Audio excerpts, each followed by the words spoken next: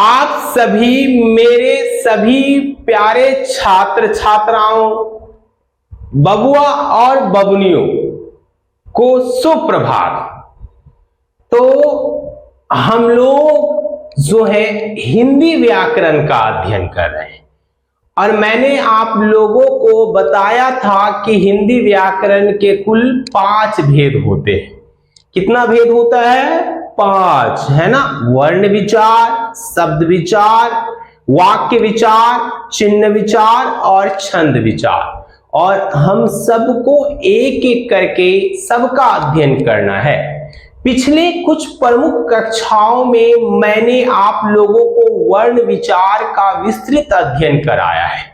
मैंने आपको बताया है कि हम वर्ण विचार किसे कहते हैं, वर्ण किसे कहते हैं, वर्ण के कितने भेद, और इन सब के बारे में मैंने आप लोगों को विस्तार पूर्वक पढ़ाया है। तो अब हम लोग क्या अध्ययन करेंगे? तो अब मैं आप लोगों को शब्द विचार के बारे में बताने जा रहा हूं। तो आप लोग जल्द से जल्द कॉपी और कलम लेकर बैठ जाइए और मेरे साथ साथ नोट्स बनाते चलिए। आज हम लोग क्या पढ़ेंगे? तो आज हम लोग पढ़ेंगे शब्द विचार। क्या पढ़ेंगे बबुआ और बबुनियों? शब्द विचार। तो मैं लिख देता हूं यहां शब्द विचार।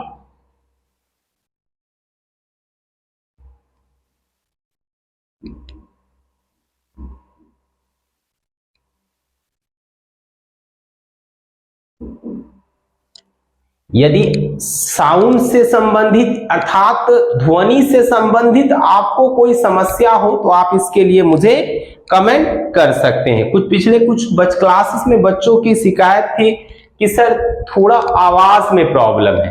अगर ऐसी समस्या फिर आ रही हो तो आप पुनः मुझे क्या करेंगे, इसके लिए सूचित करेंगे।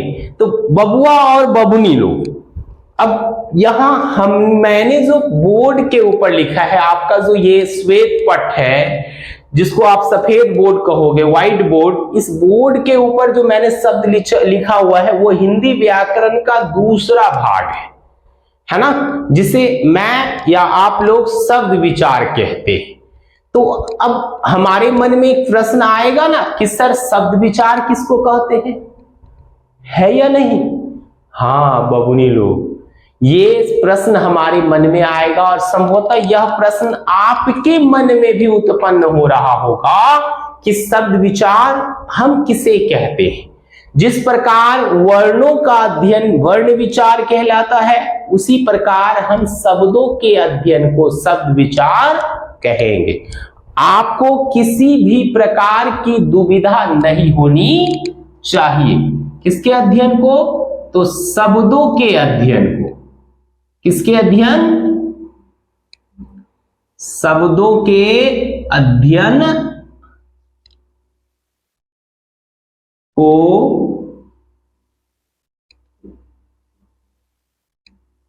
शब्द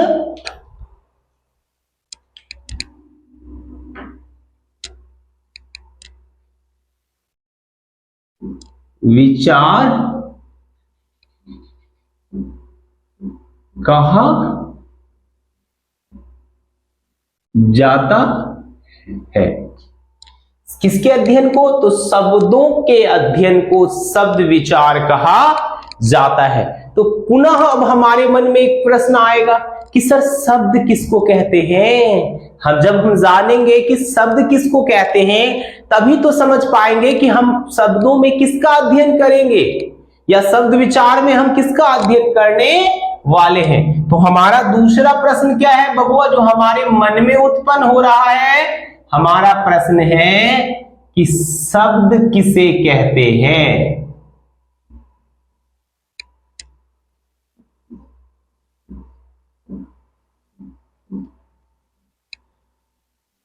हाँ तेरे सिवा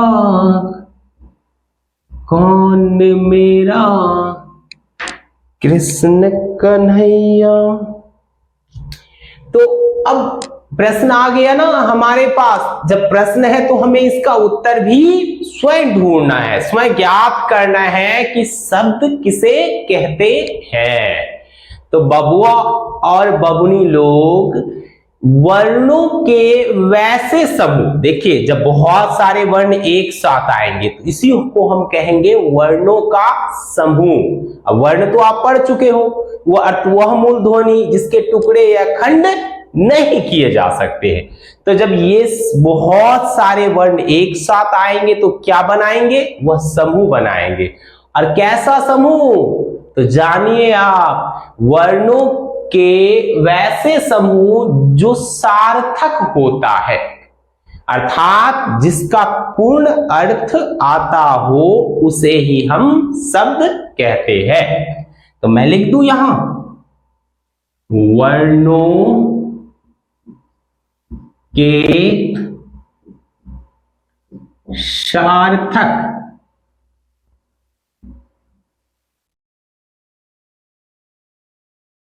समूह को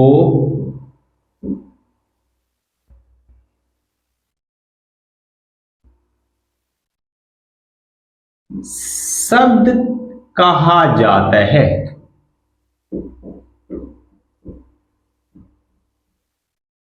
वर्णों के सार्थक समूह को क्या कहा जाता है, शब्द कहा जाता है। जैसे उदाहरण स्वरूप ले लेते हैं हम लोग,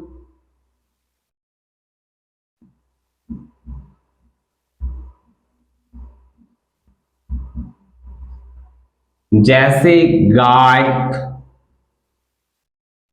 अब आप यहां थोड़ा ध्यान दीजिए, गाय में क्या है, तो गाय में आप देख रहे हैं कि गौ है, आ है, यौ है, ओ है। तो यह कई वर्णों का मेल है। किसका मेल है, तो यह कई वर्णों का मेल है। अब कई वर्णों के मेल के पश्चात एक जो समूह बन रहा है ना वर्णों का, इसे ही हम कहते हैं शब्द। लेकिन इस समूह का एक अर्थ आना चाहिए। बताइए हमारे दैनिक जीवन में गाय होता है या नहीं होता है, तो निश्चितता गाय एक पशु है ना, जिसका हमारे समाज में विशेष महत्व है। जैसे नमक, जैसे भवन, कपड़ा, सबका कुछ अर्थ है ना जी, है ना, इत्यादि। ये सारे क्या है, तो ये सारे शब्द हैं, है ना, याद रखिएगा। ये सारे क्या है, तो ये सारे शब्द हैं जो वर्णों के समूह से बना है। अब हम लोग समझ चुके हैं कि शब्द किसको कहते हैं। अब हमें जानना है कि शब्द के कितने भेद हैं। जैसे वर्ण विचार में वर्ण हमने पढ़ा, उसके पश्चात हमने वर्णों के भेद को जाना। अगर आपने हमारा पिछला वीडियो नहीं देखा है तो आप हमारे आर्ट्स एकेडमी के चैनल पर जाकर पिछले वीडियोस को देख सकते हैं। और हाँ, गुरु दक्षिणा के स्वरूप आप सब्सक्राइब करना ना भूलें, और हो सके तो अगर वीडियो आपको अच्छा लगे, उपयोगी लगे, तो आप लाइक करके ही वहां से आए। मेरा बस आपसे यही आग्रह है। चलिए, तो अब आगे हम लोग क्या जानेंगे, तो बबुआ आगे हम जानेंगे शब्द के भेद। किसके भेद, शब्द के भेद।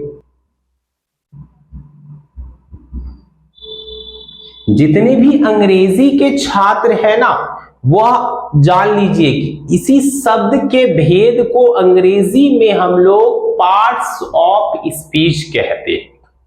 क्या कहते हैं, पार्ट्स ऑफ स्पीच। तो चूंकि मैं हिंदी का शिक्षक हूं, मुझे हिंदी पढ़ाना है, तो इसलिए हम लोग जितने भी यहाँ है ना विद्यार्थी और मैं, जितने भी मेरे प्यारे बबुआ और बबुनी है, हम लोग हिंदी भाषा का ही प्रयोग करेंगे। तो बबुआ एंड बबुनी लोग शब्द को मुख्यतः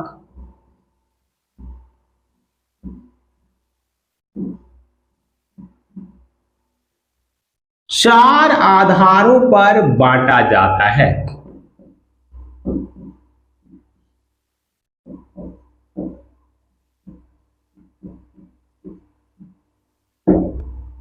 बांटा जाता है। अब ये कौन कौन से आधार है भाई? ये तो हमारे लिए एक समझिए कि नई चीज हो गई कि हम जानने जा रहे हैं कि शब्द को क्या किया जाता है, 4 आधार पर बांटा जाता है। तो पहला आधार है हमारा अर्थ के आधार पर। किसके आधार पर? अर्थ के आधार पर। दूसरा है हमारा व्युत्पत्ति। हो गया।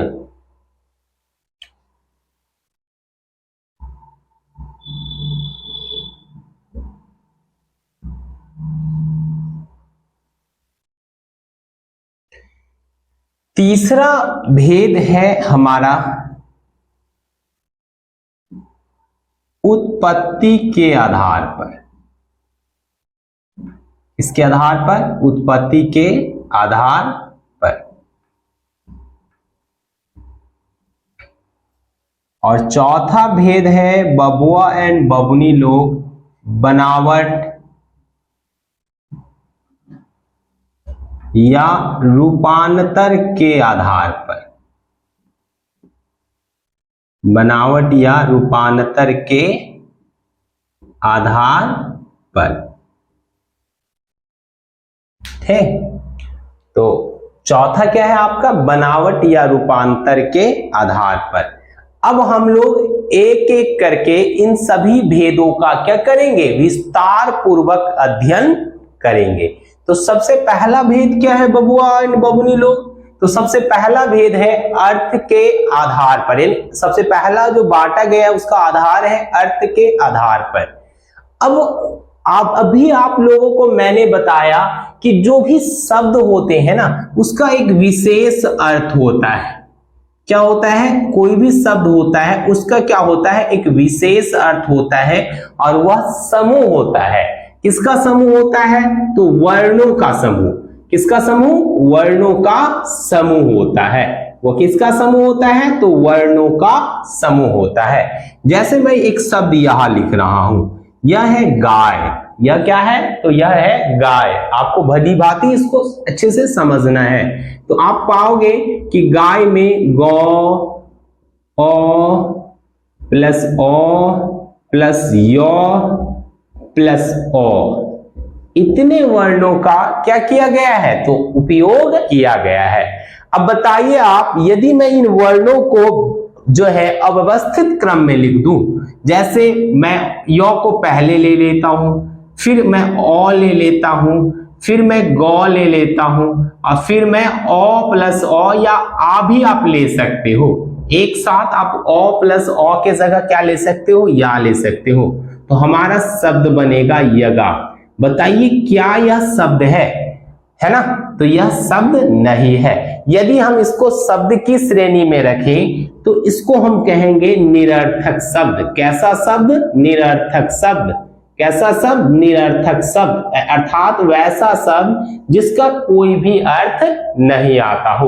तो हमने या फिर जितने भी व्याकरण करता थे, जो व्याकरण के विद्वान थे, उन्होंने प्रारंभ में अर्थ के आधार पर शब्दों को 2 भागों में बांटा। उन्होंने क्या किया? शब्दों को कितने भागों में बांटा? तो अर्थ के आधार पर, अर्थ के आधार पर,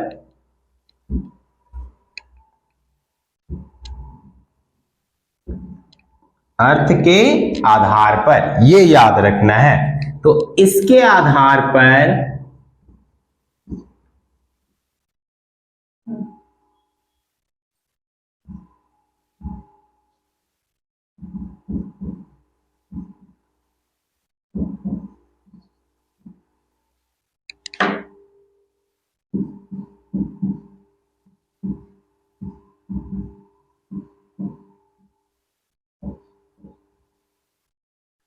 इसके आधार पर शब्द के मुख्यतः 2 भेद होते हैं। 2 भेद होते हैं।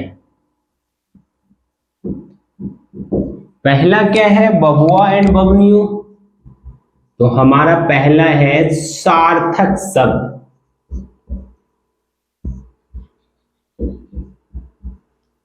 और मैंने अभी अभी आप लोगों को सार्थक शब्द का अर्थ बताया है।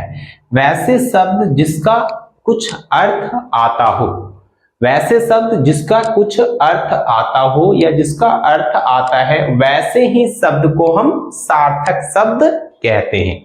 ये आपको अच्छे से दिमाग में सेट रखना है। और दूसरा, निरर्थक शब्द, अर्थात वैसे शब्द जिसका कोई भी अर्थ नहीं आता है, वैसे शब्दों को हम क्या कहते हैं? निरर्थक शब्द कहते हैं। तो चलिए सर्वप्रथम मैं सार्थक शब्द को की परिभाषा लिख दूं। वह शब्द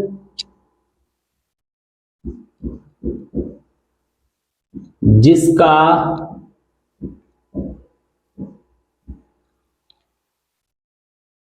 कोई अर्थ नहीं आता है, तो जिसका सही अर्थ आता है, जिसका सही अर्थ आता है, जिसका सही अर्थ आता है, उसे सार्थक शब्द कहते हैं।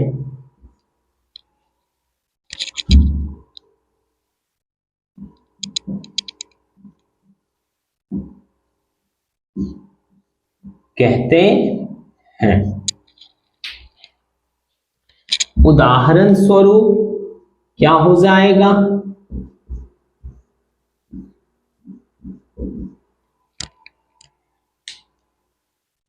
जैसे गाय, बकरी। बकरी समझते हो ना आप लोग? हाँ, बंगाली में जिसको छागोल कहते हैं। हाँ, बहुत मीठी भाषा है बंगाली, है ना। बकरी, भवन, नमक, कलम इत्यादि। ये जितने भी शब्द मैंने यहां लिखे हैं, इन सबको आप वास्तविक जीवन में पाते हो। आप इस रूप में भी समझ सकते हो कि जिस शब्द का प्रयोग हम वास्तविक जीवन में करते हैं, वैसे शब्दों को सार्थक शब्द कहा जाता है। और जिन शब्दों का कोई भी प्रयोग नहीं होता या जिन शब्दों की कोई भी सामग्री नहीं होती, वैसे शब्दों को हम निरर्थक शब्द कहते हैं। तो क्या कहते हैं बबुआ लोग ऐसे शब्दों को? तो ऐसे शब्दों को हम निरर्थक शब्द कहते हैं। अब हम लोग किसका अध्ययन करेंगे? तो अब हम लोग निरर्थक शब्द का अध्ययन करेंगे, है ना। चलिए मैं आपको यहां निरर्थक शब्द लिख देता हूं।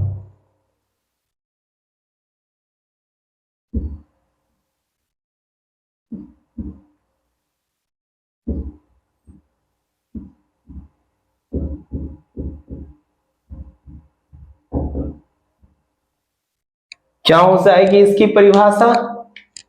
तो वह शब्द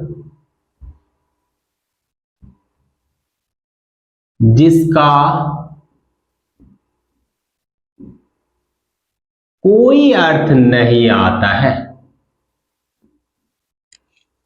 जिसका कोई अर्थ नहीं आता है,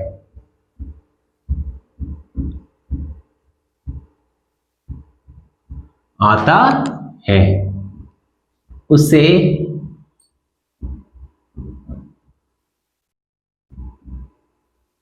निरर्थक शब्द कहा जाता है।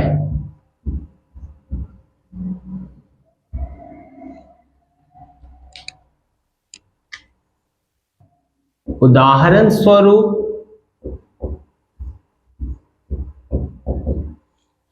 जैसे हम गाय को यदि यगा लिख दें, क्या लिख दें? यगा। बकरी मान लेते हैं, इसके लिए हम क्या करते हैं? कबड़ी लिख देते हैं, बकरी। लेकिन क्या हमने इसे इसके वास्तविक रूप में लिखा है? तो हमने इसे इसके वास्तविक रूप में नहीं लिखा है। हमने वही वर्णों का प्रयोग किया जो यहां हमारे सार्थक शब्द में प्रयोग में आया है, लेकिन उन सभी वर्णों के प्रयोग के पश्चात भी इन शब्दों का कोई अर्थ नहीं आता है। तो ऐसे शब्द को हम क्या कहेंगे? तो ऐसे शब्द को हम लोग निरर्थक शब्द कहेंगे। जैसे लौ मौ को, अब देखिए क लौ म या क म ल कमल, लेकिन मैंने जिस रूप में लिखा है क्या इसका कोई अर्थ है? तो नहीं है, है ना। न क म, है ना। जैसे भ न म, भ न व भवन, भवन, है ना, लेकिन इसका कोई अर्थ नहीं है। मान लेते हैं जैसे, है ना, ये बकरी है, फिर से एक बार लिखता हूं मैं, रकबी इत्यादि। ऐसे शब्दों का कोई अर्थ नहीं है, और जिन शब्दों का कोई अर्थ नहीं आता है वैसे शब्द को हम क्या कहते हैं? तो बबुआ एंड बबुनी लोग, वैसे शब्दों को हम निरर्थक शब्द कहते हैं। हाँ, एक बात आपसे कहनी थी, कुछ बच्चों की शिकायत है कि सर आप बहुत धीमा बोलते हो। अगर यदि ऐसा है तो आप मुझे बता सकते हो, मैं अगले क्लास से आपको थोड़ा तेज पढ़ा लूंगा, है ना।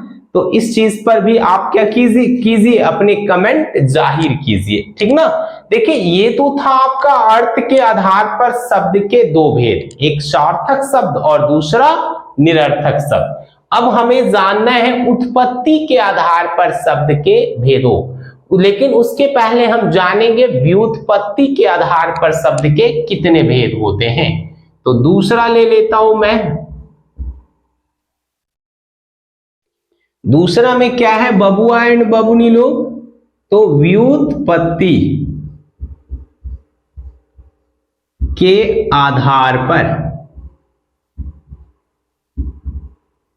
व्युत्पत्ति के आधार पर, तो इसके आधार पर शब्द के मुख्यतः तीन भेद होते हैं। कितने भेद? तीन। पहला रूढ़ शब्द, दूसरा यौगिक शब्द और तीसरा है योग रूढ़ शब्द। कितने? तीन। रूढ़ शब्द, यौगिक शब्द और योग रूढ़ शब्द। हम लोग एक एक करके यहां सबकी चर्चा करेंगे। तो इसके आधार पर शब्द के कितने भेद? इसके आधार पर शब्द के मुख्यतः तीन भेद होते हैं।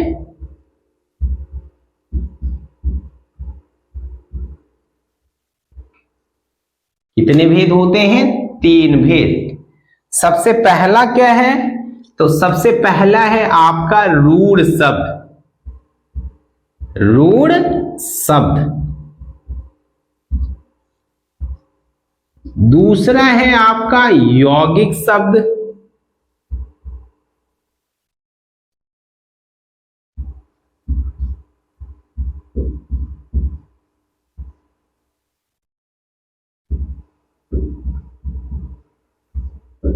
और तीसरा है आपका बबुआ लोग योग रूढ़ शब्द।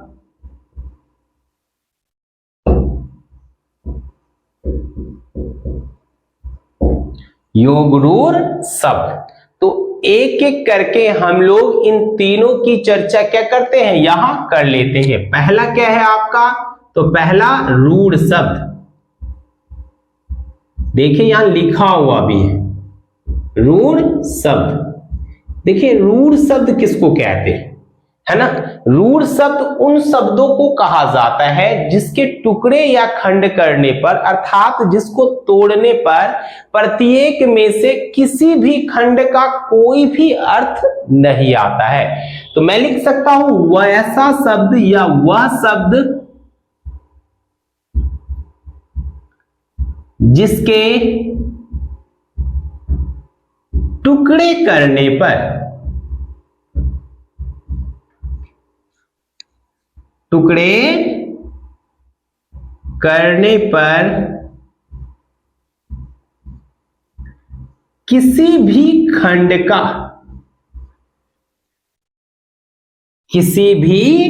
खंड का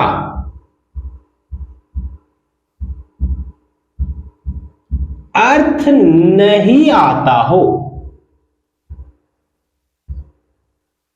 अर्थ नहीं आता हो,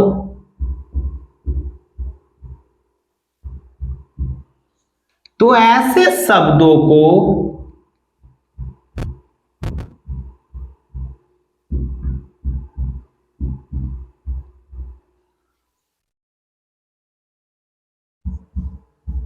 रूढ़ शब्द कहा जाता है।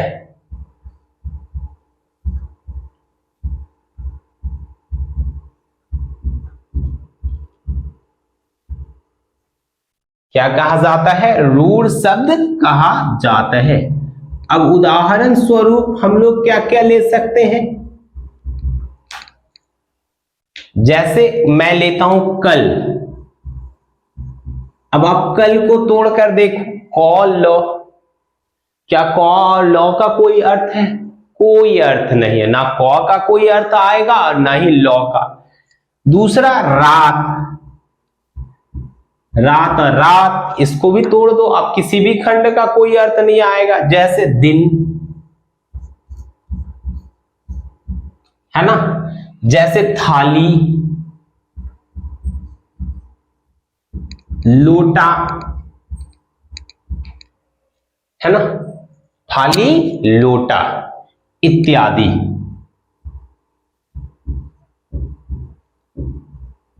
तो रूढ़ शब्द कैसे शब्द हैं? वैसे शब्द जिसके टुकड़े या खंड करने पर किसी भी खंड का कोई भी अर्थ नहीं आता है। तो बबुआ वैसे शब्दों को हम रूढ़ शब्द कहते हैं। इसके पश्चात आपका है यौगिक शब्द और योगरूढ़ शब्द। किंतु मैं आज का सत्र यही समाप्त करना चाहूंगा। मैं चाहूंगा कि जो बचा हुआ है वो हम अगले क्लास में जाने। अगले क्लास में हम जानेंगे व्युत्पत्ति के आधार पर जो शब्दों के भेद बचे हुए हैं उसके बारे में। उसके पश्चात हम जानेंगे उत्पत्ति के आधार पर शब्दों के भेद, और अंत में हमें जानना है बनावट, रूपांतरण या संरचना के आधार पर शब्दों के भेद। तब तक मेरे सभी प्यारे छात्र छात्राओं, बबुआ एंड बबुनियों, मैं आपसे विदा लेता हूं। जय हिंद, जय भारत।